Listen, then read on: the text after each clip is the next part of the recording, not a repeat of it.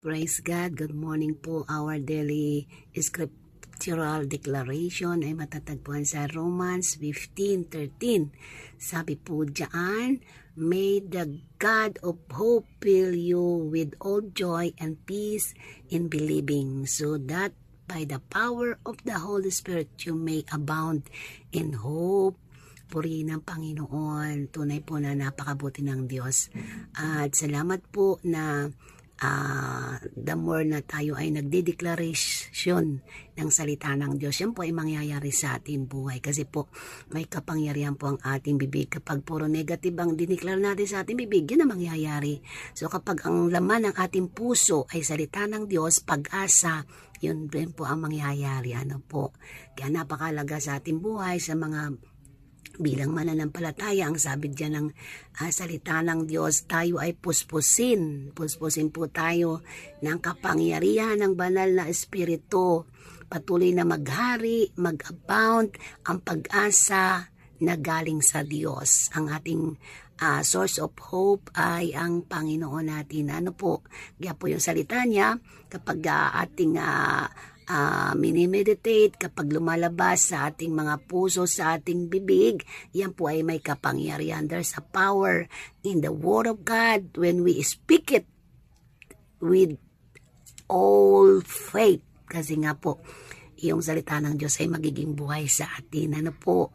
Kaya po, sabi diyan, yung Diyos ng pag-asa natin ay sa Panginoon.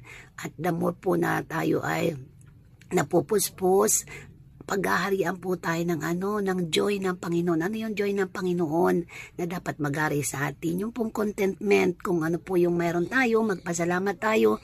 Dahil sa mundong ito, pahirapan ang panahon. Kaya napakahalaga yung contentment ng Diyos, yun yung joy na magpasalamat tayo, hindi mapagmurmur, hindi mapaghanap, bagkus bigyan tayo sa ating puso ng joy ng Panginoon. Being content for what we have. Hindi lamang po yung peace of the Lord na sa kabila po ng kaguluhan ng mundo, kung ano-anong nasa paligid natin, pero yung kapayapaan ng Diyos ay magari sa atin kasi tinanggap natin ang Prince of Peace. Ang Prince of Peace ang nagbibigay sa atin ng kapayapaan, kaya tayo nakakatulog.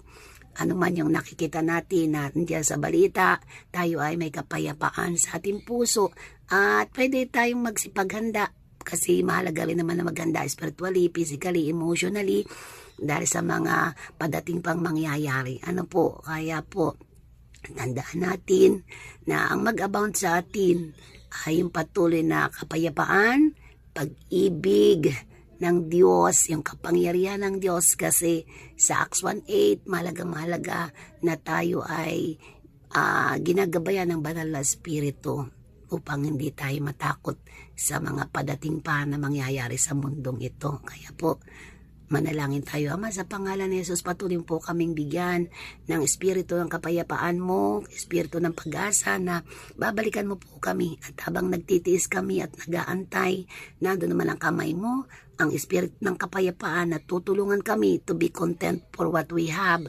Dahil nangangako ka, hindi mo kami pababayaan.